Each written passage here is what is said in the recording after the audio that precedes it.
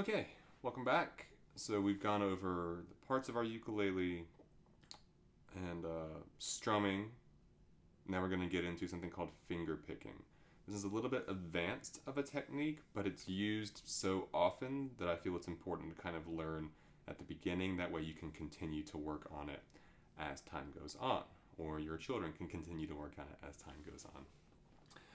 Finger picking is exactly what it sounds like, using the fingers of your hand to pick one string at a time versus strumming all four of the strings of the ukulele at once.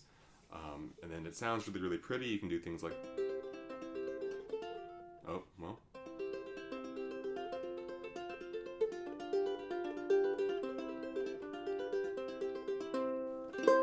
something like that.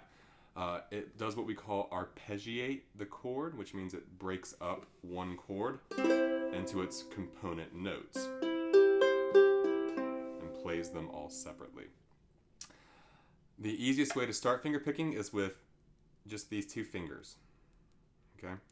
And the pattern I'm going to show is one that I use a lot and that is pretty common because it starts with the lowest sounding string, which is our C string here, and ends on the highest string, which is our A string down here. Okay?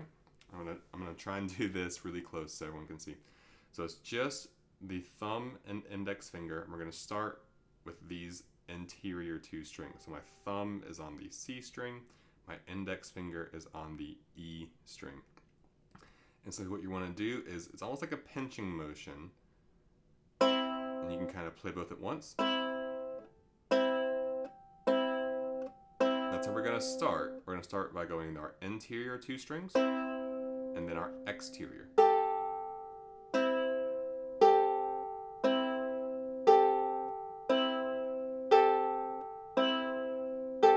Just like that.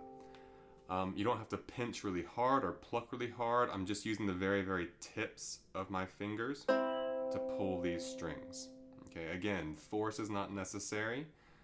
I see a lot of people really, really like they'll really kind of grab almost the strings. You don't have to do that. It's light pressure and just the very, very tips of your fingers. Now, this will maybe lead to some sore fingertips after a little bit, so practice in small increments. Once this is a little more comfortable, then we begin to actually break it up into four separate string plucks. I'm gonna have to kind of do like this. So it's the same order of the strings, our interior and then our exterior.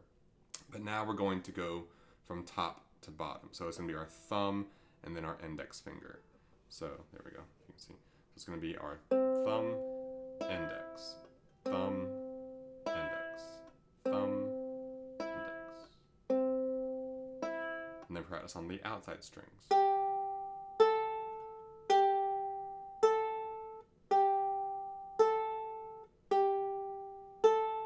And then you can do all four once you're really, really confident.